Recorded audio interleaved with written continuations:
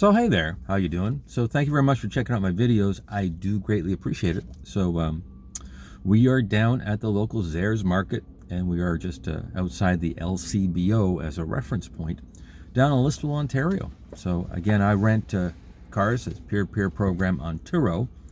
I'll put the link down below if you want to check out my cars. If you're in the area, like to take a peek at them, or you're just curious about 2013 Hyundai Genesis or 2014 Mitsubishi Outlander GT, 7-passenger, check them out. It's kind of a cool little video kind of in the channel on that one. I've been doing service items, small repairs. Been doing some reviews on tools and gear, things along that line as it relates to the cars that are on Turo. So again, it's kind of as content presents itself, I try and put it out there. Again, we're dealing with no budget, no sponsors, no ad revenue to worry about, nothing along that line. However, we are at, I think, as of today, about 430, maybe 435 subscribers. So I greatly appreciate that. That's really nice, considering that I'm in Southern Ontario, Canada. Very small market. I'm out in Atwood, Ontario, which is an even smaller town. To get that kind of subscription base is pretty amazing. And I always appreciate a thumbs up or a little, hit the subscribe button down below. It's kind of that PBS moment, because that feeds the machine to a certain extent, which is me. It allows me to have that little incentive to go, hey, somebody's listening or watching the videos. Maybe I should present better value in production. Right now, you're getting a incredibly cheap, recycled, repurposed Samsung phone with its standard microphone. So you just kind of get what you get in the shot. It is kind of the way it is. However, if I get up to that 500 or maybe that 1,000 subscribers, and I start seeing a few more people viewing the videos, maybe I'll go buy a little lapel mic off of Amazon. Or maybe I'll go get myself one of those fancy little cameras that kind of stick to the windshield. That'd be kind of cool. Then I look like one of those auto vloggers. So that'd be kind of cool. So again, it's one of those things where it's just building up slowly. We're trying to get the momentum going. I do live sessions on the weekend. Again, it's just as time permits. Usually that's where I answer questions. So if you're going, well, I'll usually send you a little note, say, hey, thanks for the comment. Please check out next Saturday's yada, yada, yada. And we'll cover it then. And then I usually do a 10-minute, or in most cases, 40 minutes long discussion about whatever the topic would have been as it relates to Turo. Or in our case, we're talking about OMVIC.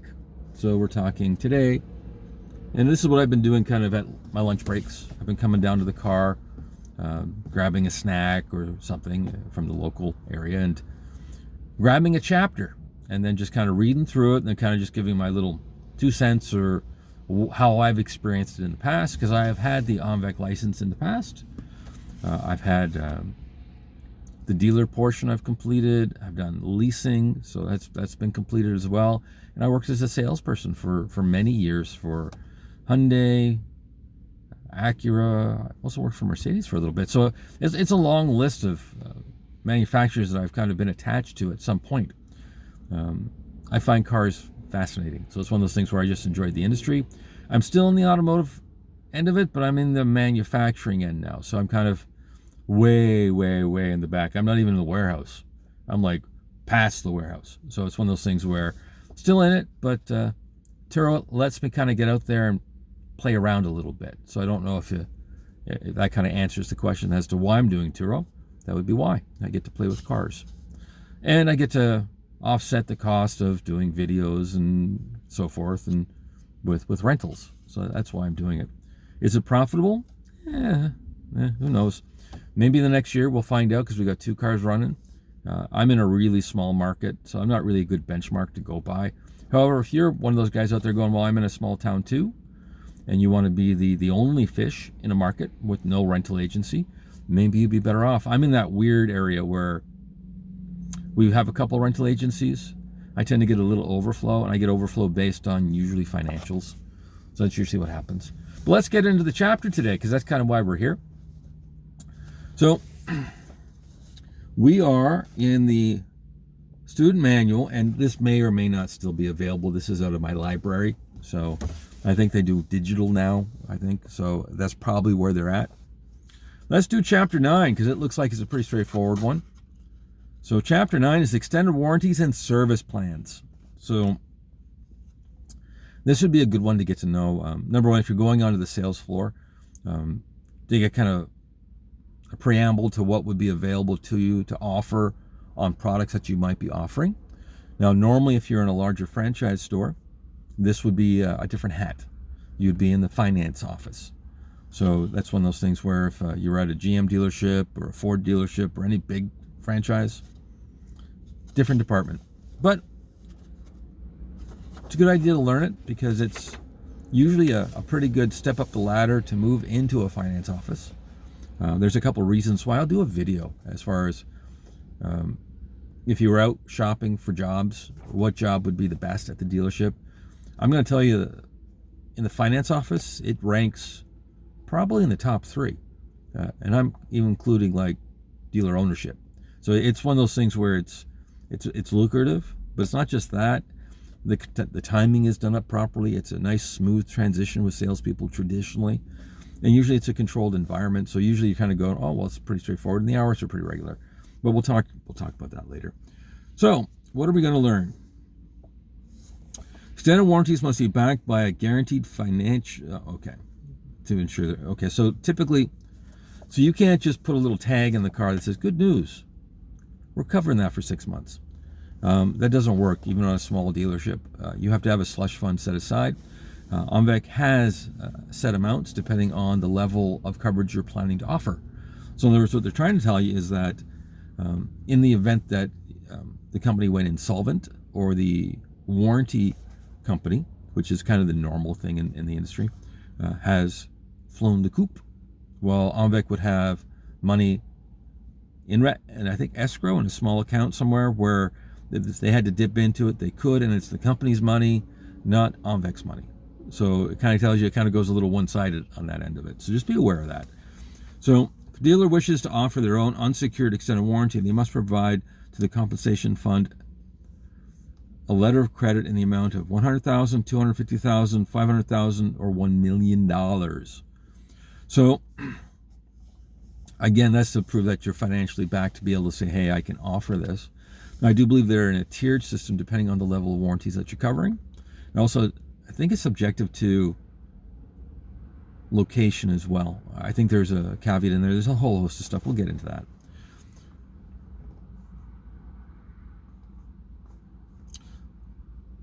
Provide 3 pieces of information related to the coverage offered by the warranty, which must be included in the warranty contract. Okay, so in other words, they want to have an eyeball of what you're offering, and then they want to be able to put it in that category to say, hey, you need $100,000. So if you're doing like a 6-month warranty, or I think it's 100. I've never dealt with it personally. I've dealt with it inadvertently, like through family members who have tried to start a warranty company. So I know kind of the ins and outs in that regards. Most independent dealers will not offer an internal warranty per se. They won't give you a guarantee like a extended warranty. They may offer something on their cars, but it won't be a warranty per se. So it's one of those things where normally they'll end up putting you through a company called Lubrico or Nationwide. So if you're out there wondering what those are, typically they cater to the smaller dealerships, and they're the ones that would have that $100,000 or that $500,000 or $1 million set up in the slush fund to be able to cover a warrantable item. And a dealer won't have that money or won't want to tie that up. So they'll use that company and they'll make a small little percentage of the sale. And that's how they make their living. Some small dealers will put a Lubrico warranty, like a 90-day on everything, mainly to kind of protect themselves a little bit in the event that the car goes kaboom, right, within that 90 days. Typically, it doesn't cover very much other than like major issues. So it's one of those things where if you're looking at buying a warranty, you need to really go over the details. Like, for instance, a bumper-to-bumper warranty is not necessarily the same bumper-to-bumper that you'd get from an OEM, like an original equipment manufacturer, as you would from an aftermarket party. So it's one of those things where go through each one. A lot of them will sell them in steps. So you'll go, oh, okay, I want the engine and transmission covered, then I want the electronics covered, and they're sold in modules. So it's one of those things where you can kind of review and pick and choose what you want covered. On an older car, that makes sense. So it's one of those things where it's something where you want to learn those steps as a salesperson and go, these are the modules that can be offered. Introduction. An extended warranty must be insured by a company licensed under the Insurance Act, or if a dealer wishes to sell uninsured warranties, they must provide security to the motor vehicle dealer compensation fund. And that's where we get into that compensation fund, that $100,000 to $1 million. Now, you can go through the Insurance Act if you want to, and that's a different process. But still, you're going to have to deal with OMVIC if you're going to go that route. Typically, if you're going to go Insurance Act, you're more of a warranty company. You're not really a dealer. So that's how that works. That security must be in the form of a letter of credit in the amount of $100,000 if the warranty provider is also the dealer who sold the lease vehicle, or $500,000 in other cases. If a dealer sells a warranty that does not meet those requirements and the warranty company goes out of business, dealers are responsible for all claims under the warranty. So again, that's where they're not dipping into the OMVIC fund. They're dipping into the slush fund for extended warranties, which kind of gives you an idea that there's a benchmark out there that the extended warranty can be a slippery slope even as a consumer as to what's covered and what's not. So you really need to have a very good finance manager or someone working on the finance desk walk over the contract with you and make it very clear, hey, if engine control module is gone, is that a warrantable item? Is it carry a deductible? You need to know these things ahead of time. And I know you're probably not automotive read into it. Like, it's one of those things where you can go, I just want a coverage and make sure it's okay. Well, it's one of those things where, again, it's the dealer that you deal with. So make sure that it's a good program. All contracts for extended warranties and service plans must include the information set out below and be signed by both parties. Immediately after signing, the purchaser must give a copy of the contract. Within 7 days of selling the vehicle or service plan, dealers must provide the warranty or service plan provider with all documentations detailing the contract, all payments the dealer has received from the purchaser, and in the case of extended warranties, a statement that accurately describes the condition of the motor vehicle and the distance the motor vehicle has been driven. If a dealer has such a statement in its possession, okay, so what they're really telling you is that the warranty company does have how would I put this? You can't just throw a warranty on a car that has a known transmission problem. You can't just throw a warranty on a car that has a known multiple faults, right? They want to see that the car's gone in through an MTO inspection, like its safety. They may have a process attached to the warranty itself. So in other words, the warranty company may actually have, and I've seen this happen a lot, where they may actually say, hey, no, we need that vehicle scoped, or they want to check the bore, or they want to have, because sometimes they're known problems. A good example would be some extended warranties attached to some very high-end Porsches. They're going to have some very big stipulations prior to the car going out for warranty coverage. Now, I'm not painting Porsche as the problem. I'm just saying that's a good example, because the cost to recoup off that warranty after you've sold it, if you sold a car that's riddled with issues, the warranty company is well aware that that's going to be a potential problem. So they're going to want certain inspections done. Sale of an extended warranty. A dealer shall not sell an extended warranty to a vehicle purchased or leased, or facilitate the sale of an extended warranty to the purchase or lease unless the performance of the warranty is insured. So it has to be a legitimate warranty, and that it has to either be covered through OMVIC, through the slush fund, or it has to be an actual proper insurance company. The seller of the warranty has provided security in the compensation fund. Extended warranties that it supplies in form of a irrevocable letter of credit in the following amounts: $100,000, $500,000 in either case. So again, that's your spread. So again, if you're a dealer, this is more the mechanical end of it, as far as if you want to provide your own warranties, and most dealers don't. Again, they do end up going to a nationwide, a Lubrico, an independent warranty company for a reason. They're not tying up money, or they're not tying up credit, right, into this fund, and they can kind of say, hey, our hands are kind of free of it, so there is an issue down the road. Like, let's say you sold the car with a 3-year warranty, and at the 2.5-year period it becomes problematic. Well, your business model may not allow for that spread. You know what I mean? In other words, you might be on the fence post in that first year on where you're going and what direction. If you sold it to an independent, well, then it really doesn't matter what your financials are as a dealer. they follow back on the warranty company. So it's one of those things where it benefits you, the dealer, and the consumer to say, hey, in the event that I'm out of the picture, at least there's an independent, right? So a dealer is forwarded an application for an extended warranty by a purchaser or lease of the motor vehicle to the seller. The warranty is deemed the facilitator of the sale of the warranty for the purpose of subscribe. Okay, yeah, so yeah, you can act as the go-between. So in other words, you can have a finance office that would have the little brochures of the extended warranties. If the dealer is not the seller of the extended warranty, the dealer is liable for the amount that cannot be settled because the seller of the warranty is no longer in business. So that's pretty rare.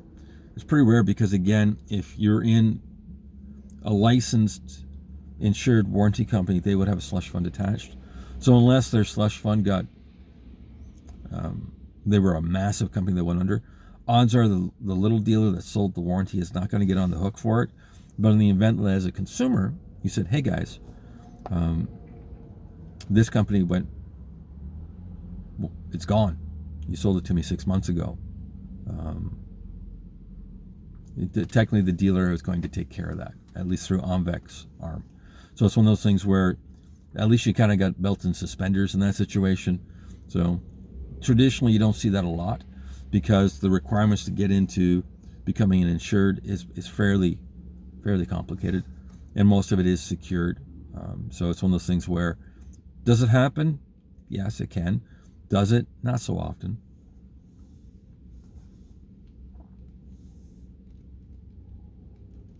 A dealer that sells an extended warranty for a motor vehicle to be purchased or leased shall ensure the contract of the warranty includes in clear, comprehensible, and prominent manner the following information: name and address of the purchaser of the warranty, name and address of the purchaser of the warranty or the warranty holder if the purchaser is not the warranty holder.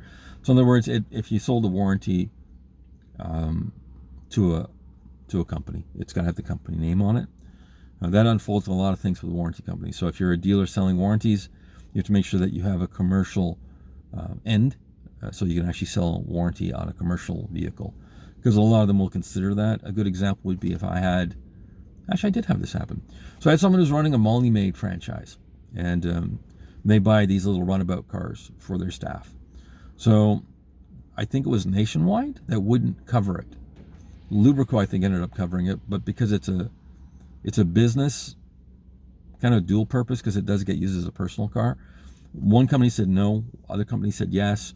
You'd want to take care of that before you sold them the warranty, and make it really clear on the contract that, hey, this is a subsection that it's going to be used for. And there may be additional fees for that, or there might be caveats, like there might be conditions attached to the warranty, like a fixed cost or a claim process. So it's one of those things where you need to know the inner workings. The business address, registered name, and registered number of the dealer that entered into the contract, together with the legal name of the dealer if it is different from the registered name. Yeah, so if you're operating as a numbered company, your numbered company has to go there along with your dealer name. The registered name and registered number of the salesperson, if any, acting on behalf of the dealer. So when you look at your sales license, there's going to be a little number on that. It has to get attached to the bills of sales. It's going to get attached to this as well because the warranty is going to be on the bill of sale. So it's going to be attached in with the warranty stuff. So it's one of those things where, as a salesperson, you have to be aware that your contract might be going to the finance office. This is where it gets to be a little gray. So they have a finance manager, someone who sells warranties separate. So they're representing you to a certain extent. So it's one of those things where you need to go over the contract before you sign it as a salesperson to verify that your customer's aware that the warranty that they sold is a 3-year. You need to cover it yourself. So in the event that it comes back down the road, you can go, okay, no, we reviewed it, but it was sold by the finance manager and this is their registration and so forth, right? So just be aware of that. All restrictions, limitations, and conditions imposed by the warranty company. Yeah, so you have to review, like there's a deductible, whether or not you can use it for business, what they consider to be a business use. That's a really big one to cover. Again, we're into that maid service where the vehicle may only be used, I think they were using it 2 days out of the week. Like really, it was like a part-time side hustle. Another one would be like if you're an Uber driver, that'd be another one I'd probably talk to if you're buying an extended warranty, to make sure you're getting the right warranty. A statement as to whether or not the warranty is insured and if it's in the name of the address of the insurer. So in other words, you can't just give them a little napkin and say, hey guys, that's Bob. He's covered your car for you. Go talk to Bob. You've actually got to give them the contact information. Normally when you buy a car, you'll find that there's an additional sheet attached to your bill of sale. Normally it looks like a brochure. It's very pretty. Traditionally it's in color. And it's going to give you the contact details, along with, traditionally they're going to write down what your warranty number itself will be. Kind of like a member's card. So if you're going to a franchise store, that's really common. If you're going into an actual mid-size or one step above a mom and pop operation where they do have a finance office, they're going to have that as well. Make, model, year of the vehicle, the identification number, the total sale price of the vehicle if sold. So that's going to be on the warranty information as well. And there's a reason for that. In the event that there is a major warranty claim, they like to have an assessed value. Like, so they can say, hey, you know what, it turns out that's a fundamentally flawed car, yada, yada, yada. We tried to repair it repeatedly. We want to buy it back or get out of it because it's going to cost us more to claim the warranties than it would. And this happens, it's pretty rare, but it does happen occasionally, where some warranties will just go and they'll just kind of back away from the deal, and in order to do that, they've got to buy the car out, right? So they'll try to negotiate that. So they like to have that number, and plus they can get an assessed value of what they're dealing with. So if they look and they go, oh, you bought a Lexus for $12,000, it's a 10-year-old car, well, it's probably about right? So, and if you went, oh, I bought a Lexus for $2,000 from putting warranty, they're going to probably go, we probably need to make sure that's got the checks on it to make sure it's okay, right? So again, that's why they're looking at that as well. Lease value of the vehicle determined in accordance with the clause. The definition of lease value is when leased goods, and under subsection 72 of the Ontario Registrations 1705 General, made under the Consumer Protection Act of 2002. So we're all privy of that, so that's fine. We'll get into that probably when we get into the Consumer Protection Act, which is a chapter within here. So again, what they're really telling you is that they need to know what your lease value is. So they're going to go lease payments and your buyout, and then that's going to establish the value of the car for the warranty company. Act applies to the lease. Act applied does not apply to the lease by any reason, only if warranty is not as defined by the Act. Okay, so this is where we get into that. You got to talk to your, so intended use is kind of what they're talking here. So as it applies to the leasee, so in other words, individual owner, and then purchaser of the warranty is not a consumer as defined by that Act. So in other words, they need to know whether it's going to be for business use or other applications. Descriptions of the components covered by the warranty that is sufficient to identify them with certainty, and the warranty is related to the manufacturer's warranty as described. Descriptions indicate how the warranty extends the manufacturer's warranty. Okay, so this is actually an interesting one. So you bought a car that's 4 years old, but it still has 1 year left of remaining manufacturer's warranty. You want to top up that warranty with an aftermarket warranty. So you have to be clear with the person selling you the warranty program what the manufacturer is still covering and what the warranty is covering. They have to make that very clear as far as, well, there's powertrain remaining on that. You've got a powertrain extended warranty. But is it an extended warranty? We'll talk about that. The starting date and end date of the warranty expressed by the way of a calendar date, kilometers the vehicle has been driven, or a combination of both. That's where we're talking about, is it an extended warranty or isn't it? So some warranties will start the day you bought the car. So if you're buying a 3-year program and you have 1 year remaining on the manufacturer's warranty, are you buying 4 additional years? No. You're buying 2 additional years because you have the 1 year that rides on top of the manufacturer's warranty. That's where you have to really know your documentation and paperwork to be able to pick a warranty that would make sense. So it's one of those things where if I were buying a 1-year-old car and it still had 4 years left of warranty, you need to be able to go to your finance manager or the salesperson and get that really, really clear that, hey, I'm not buying warranty if the warranty is running parallel along with the manufacturer's warranty. I'm just getting double coverage. That doesn't make any sense financially. Now, if it's in a franchise store, sometimes you can buy an extended, which means it starts the day the manufacturer's warranty runs through, right? So in other words, you go, oh, so it starts in a year, and then boom, we get an additional 3. Not necessarily the case with aftermarket warranty. So you want to be able to check that really carefully. That's most places cover it pretty clear. It's one of those things as a consumer you need to be aware of that. So you kind of go, oh, okay, now I understand. Why would you buy a warranty on top of a warranty? So here's a good example. I've done this in the past. So you're buying a 4-year-old Kia. It's got 1 year left of manufacturer's warranty. The manufacturer's warranty only really covers powertrain and is limited. And it's limited in the fact that if you can't provide the service records or the details on certain claims, they may not cover the car. Because you might be the third owner, you may not have the original oil change records. You may not have the original documentation say, hey, we've had an ongoing issue with a head gasket. And that was the reason why the person sold the car, because they've been having these reoccurring problems, right? So, but you don't have documentation in that regards.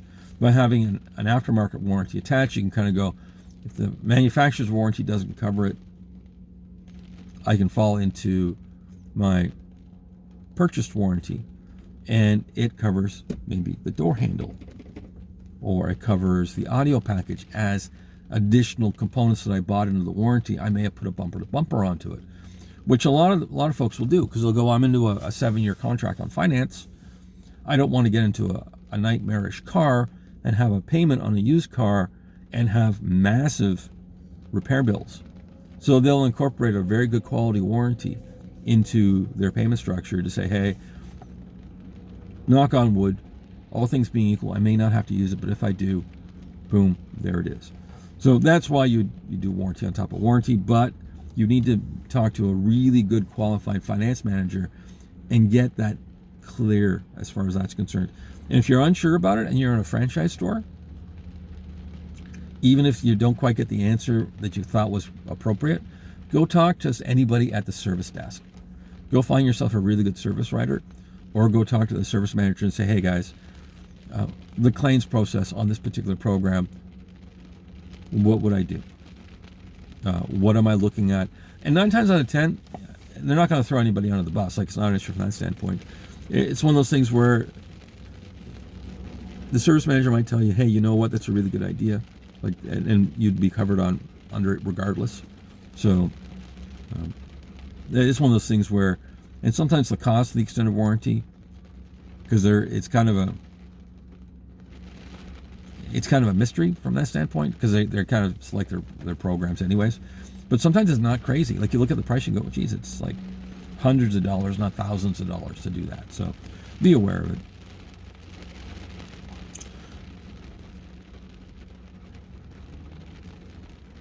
Individual claim limits, they have to declare that. Maximum total liability.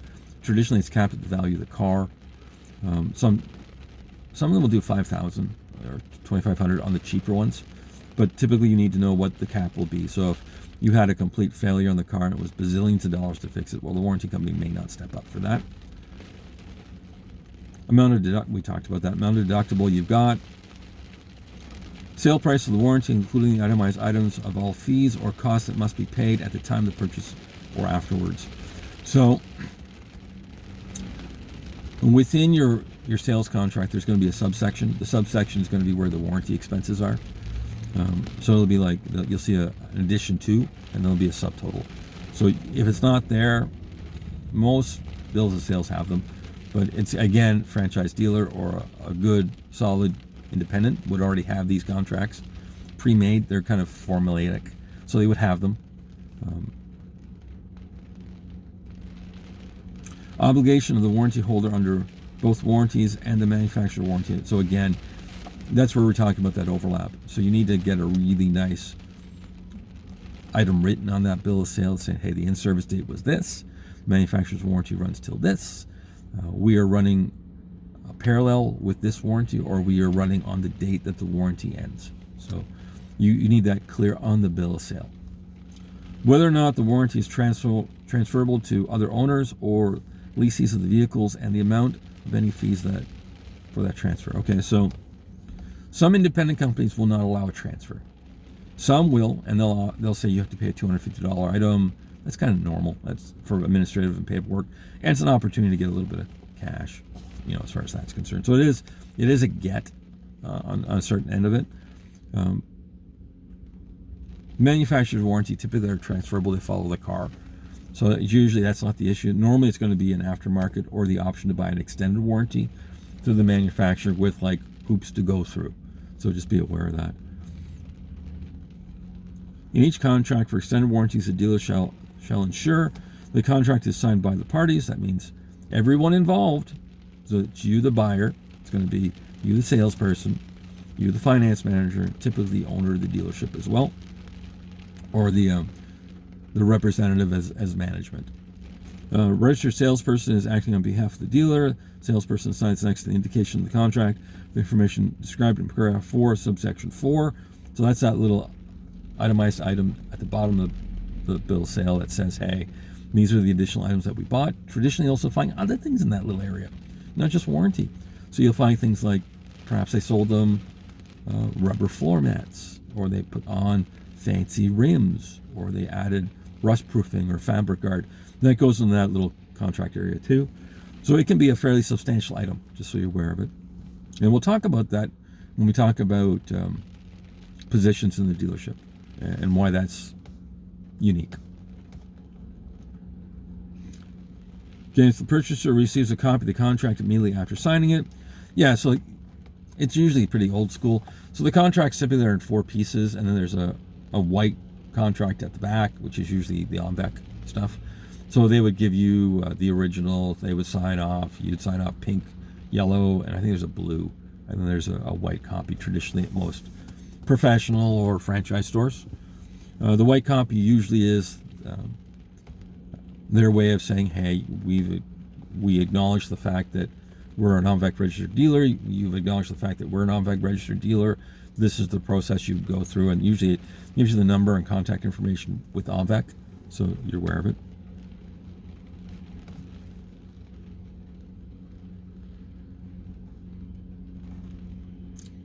A dealer shall not facilitate the sale of an extended warranty unless the contract for the warranty includes, in clear, comprehensible, and prominent manners, information required by the subsection 4, except for paragraph 3 and 4. So again, this stuff you have to add on to your bill of sale, or at least have it as part of the contract. The company name would be like the highlight point there. Usually there's a section there for the ID number or the warranty claim number for you, so that's like your membership number. So usually that's there, along with that. Remember I told you get that little brochure or that little documentation from the warranty company as well, traditionally. Name and address of the seller provided by the warranty, registered name and registration number of the dealer who facilitated the sale of the contract, together with legal names of that dealer if different from the registered. So again, we covered that earlier.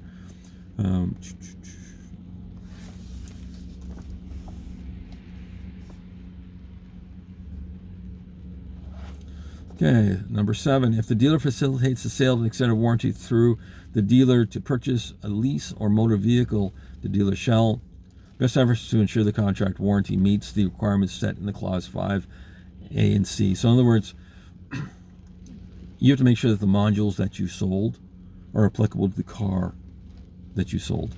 So let's say you sold someone an electric drive motor coverage, which would be an addition to on some extended warranties. And your car is an electric. Well, then why would you buy the electric drive subsection? You have to make these really clear, right? So the dealer signs next to the indication on the contract for the warranty and information described in the clause. So again, that's that little subsection area. There's going to be a little signature there for the dealer, salesperson to give little initials to say, yeah, we are aware you bought the warranty. These are the processes.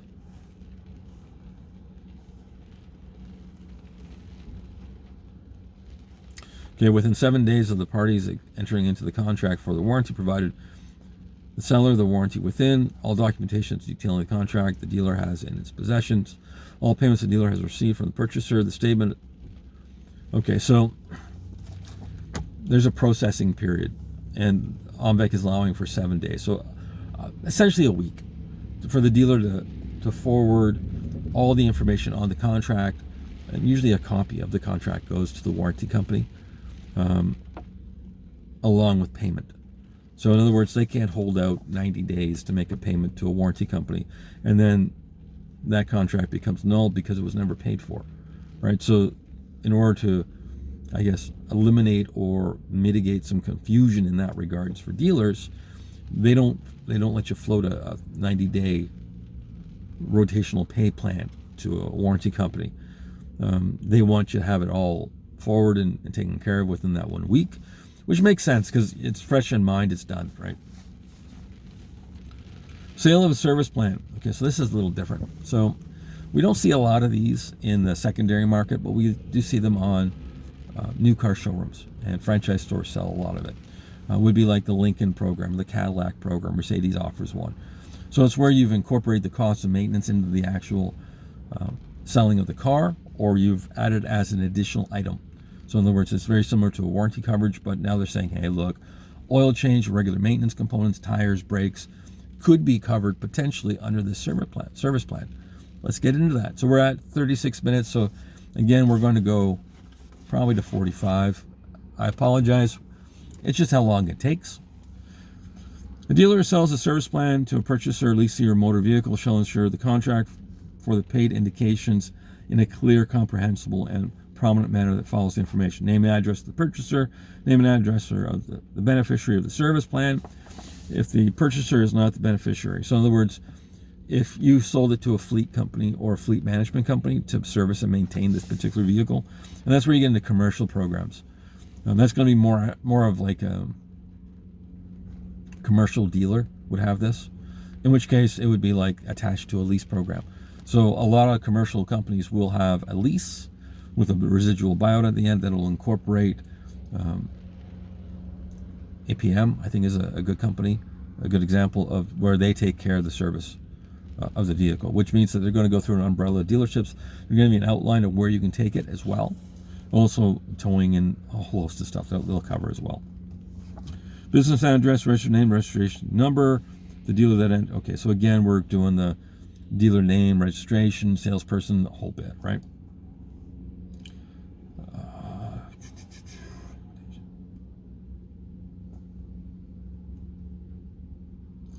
Okay, so all restrictions, limitations, and conditions imposed by the seller of the service plan under the service plan. Okay, so this is where you're going to get that little contract that says this is what this vehicle is meant for. In commercial applications, very important. So if you bought yourself an F-150 and you're a road crew company and you're going to be using it to move a bazillion pounds of asphalt that is going to exceed the limitations of this truck exponentially, well, you may just void your warranty completely. So in other words, that's where they have to have the conditions of what you're going to be working with. Okay, a statement as to whether or not the service plan is insured, and if it is insured, the name and the address of the insurer. So again, if you rolled it into a warranty program, or if they had a slush fund set aside through OMVIC for it, you have to be aware where that is. Make, model, year of the vehicle identification number, list of goods and services provided under the service plan, and a specific description for each item. So typically what they're going to do is they're going to give you a maintenance plan, or it looks like it's going to be a little book with a series of little things that get stamped. That's usually what it is. And it's going to have things like oil changes, tire rotations, brakes, things along that line at certain intervals that they will pay for them. They may pay for them early, or they may pay for additional stuff, but it's part of the contract. So it's one of those things where you have to look at the details on it. So date and the end of the service plan expressed by the way to the calendar date, kilometers the vehicle has been driven, or a combination of both. So in other words, if you said, hey, we bought a 3-year contract and it's allotted for 36,000 kilometers within that maintenance program, if you blow through the 36,000 within the first year, well, it's not a 3-year plan, right? So it's one of those things you, as a buyer, you need to be able to say, okay, it's covered by intervals of kilometers, or is it covered by intervals of time? So that's, most places kind of, the ones I've experienced usually go by kilometers, and they'll blow away the time real quick. It's one of those things where they'll buy a 3-year 36,000, but because the vehicle's on the road 24/7, that's done within like the first 18 months. But they're doing the oil changes in their interval to the kilometers. You see the logic. Amount of deductible, if any, for goods and services provided under the service plan. The usual stuff. So if they're charging you $250 per whatever, you probably want to be aware of that. Sale price of service plan, including the itemized items of all fees that cost must be paid at the time of the purchase during the term of service plan. So they may have exclusions where they don't cover tires. You need to be aware of that. They're going to list out the oil changes and the frequencies on that and the overall cost of what that plan was. You can't do it blind. It has to be part of that little subsection we talked about. So again, any obligations. So in other words, if you have to bring it back to the service center, like a certain address or a certain mechanic, they have to tell you that. Benefits of the beneficiary of the service plan. So who's getting paid out? Locations which the vehicle can be serviced under the service plan. So they say, hey, you can take it to Meineke anywhere. You're fine. They say, no, you're exclusive to Canadian Tire, some are. Or you have to bring it back to a service dealer. So it's one of those things where you need to know that. And also, the other one, make sure that it's interprovincial and that you can go to the States with it. So that's, some warranties don't allow that. So just be aware of that. Some are very local. Whether or not the service plan is transferable to another owner, leasing, or the amount of any fees that need to be transferred. So it mirrors pretty much the warranty program, very close. Contract signed by both parties, registered dealer, salesperson has to sign. You got to receive a copy of the contract. Copy of the contract is also the contract of the service contract. So it's not just the bill of sale now. You're going to get the contract from the fleet or management company that's going to tell you this is what you agreed to. Purchaser receives a copy immediately after signing it. So in other words, there's no real messing around. It's kind of, you bought it, paid for it, it's done, right?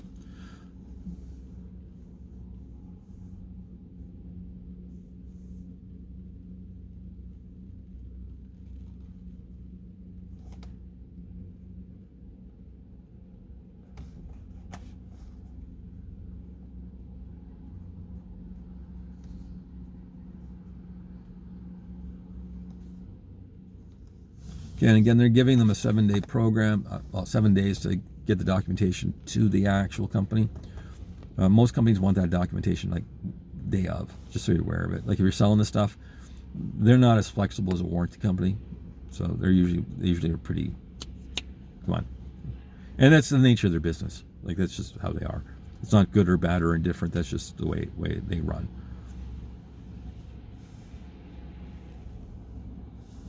So again, very similar to, and that's basically it. So that's your chapter 9.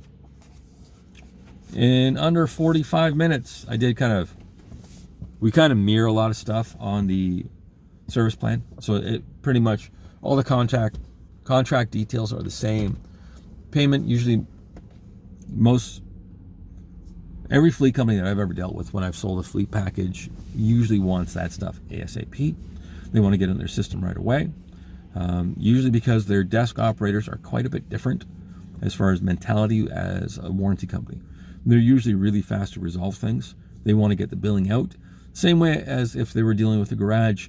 If a garage sent them in a bill or sent in documentation, the garage doesn't want to sit around for 7 days waiting to get authorization to do an oil change.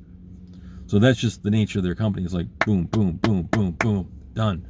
Whereas a warranty company tends to be a little bit more, they're a little slower in that process, and rightly so. That's just the nature of it, right?